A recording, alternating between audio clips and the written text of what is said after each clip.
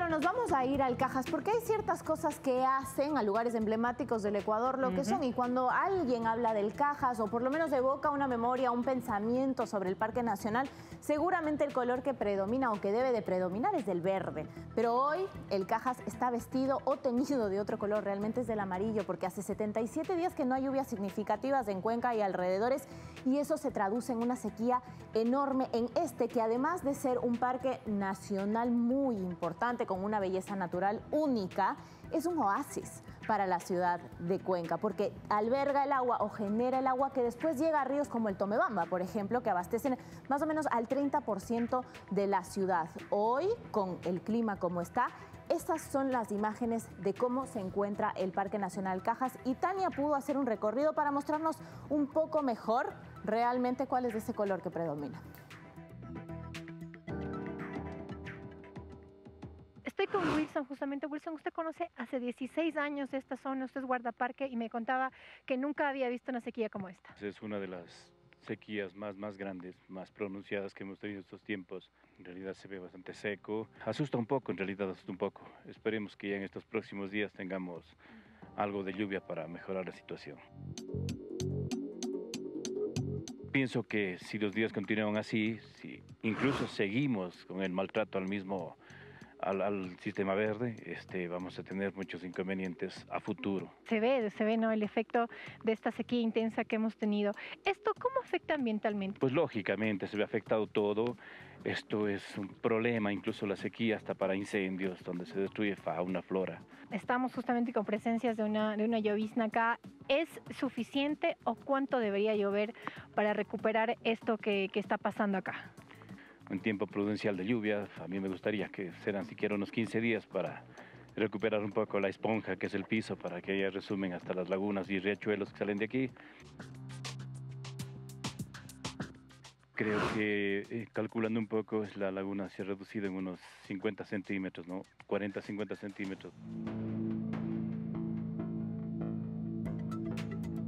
Es impresionante, Tania, 77 días de sequía. Nunca había visto así el Cajas de esta manera y de verdad debería ser una preocupación para todos. No está pasando solamente ahí. También lo hemos retratado en la Amazonía con nuestro compañero Juan Sarmiento, pero en Cuenca justamente la Universidad de la SUAY tiene un proyecto donde está monitoreando prácticamente el consumo de la gente, el consumo del agua que están teniendo los ciudadanos. Cuéntanos un poco más sobre eso.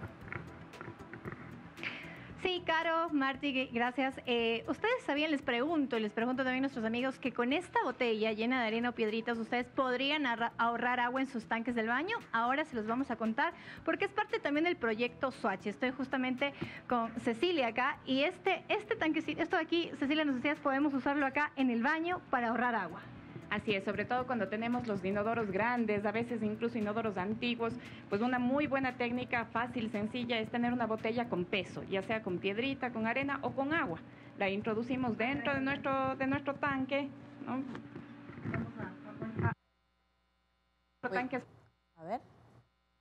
Tania, sí, si pueden salir del baño, te agradezco. Parece porque estamos teniendo un poco de problemas de señal. Pero hasta que Tania se reubique, pongamos un poco las cosas también en blanco y negro, ¿no? Para que entendamos bien qué quiere decir todo lo que está pasando. Esto quiere decir que más o menos en el 2030, si seguimos por este camino, el 2030 no está muy lejos, es dentro de 7 años nada más, créamelo, que pasa volando cada día más.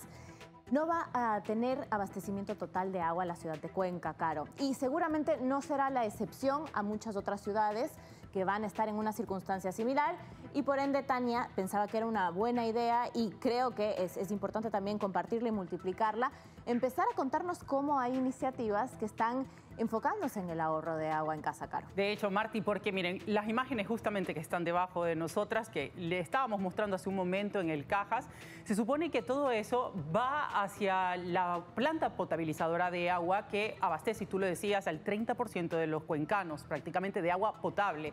Y en este momento ustedes lo ven de esa manera. Entonces, los caudales de los ríos, y de hecho esta alerta también la ha dado esta mañana Etapa, Marti, ¿no? Que por ejemplo el Tomebamba, al que tú te referías hace un momento, El estado en ese momento de hoy es de estiaje, y los otros ríos que también confluyen justamente en el Cajas y que después también alimentan, de hecho, la hidroeléctrica que está en Paute, pues también están con un caudal bajo. Entonces, claro, hay una seria preocupación porque además nunca había pasado tanto tiempo con los ríos con los caudales tan bajos, Martí, que esa es otra de las alertas que dan.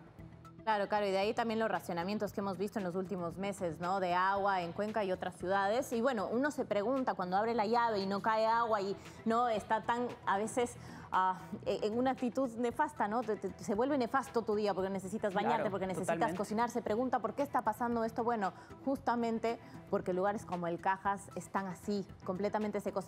Tania, hemos recuperado la señal contigo. Nos estamos hablando de algunos consejos prácticos que tiene este proyecto para que la gente pueda conservar más y cuidar más el agua en casa.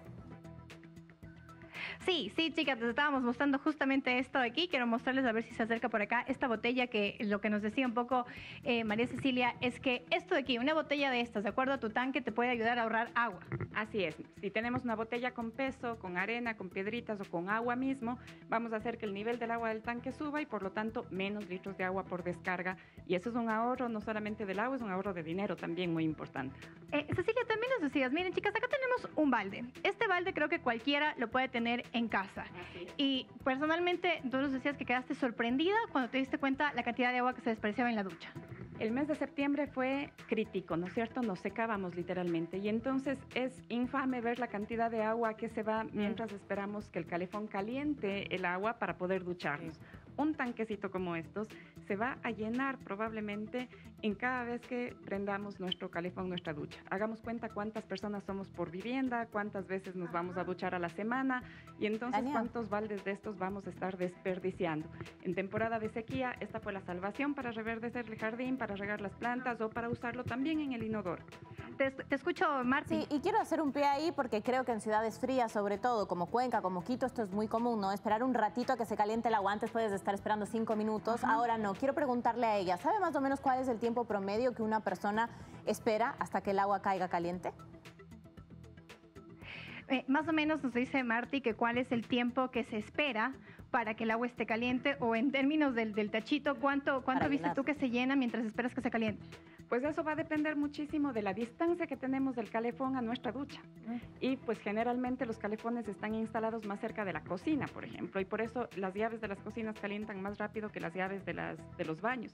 Pero también depende de la presión del agua. Y entonces, si todos nos bañamos a las 7 de la mañana en el barrio, seguramente a esa hora se va a demorar más y se va a llenar más agua.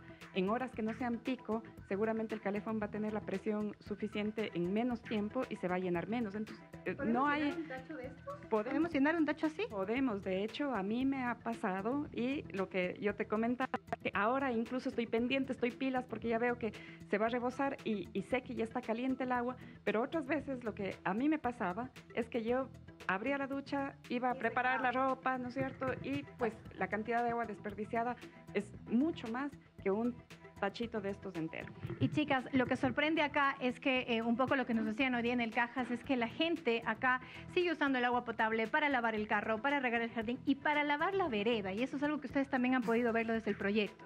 Así es, creo que es importantísimo que entendamos que si bien Cuenca es una ciudad de agua, tenemos mucha agua,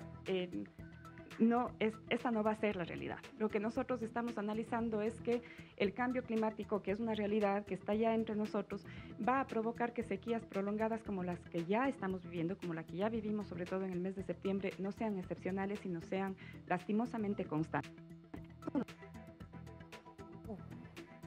Bueno, perdimos comunicación, pero creo que, Caro, la idea está clarísima, ¿no? Esos son algunos de los consejos prácticos que nos trae Tania para el ahorro de agua en casa, independientemente de dónde se viva, Caro. Yo creo que son cosas que se puede hacer. O sea, creo que, y esto es a nivel nacional, o sea, no podemos tener todavía el foco solamente en Cuenca y sobre todo porque está afectando las hidroeléctricas allá. Yo creo que esta es una realidad de país también. Sí.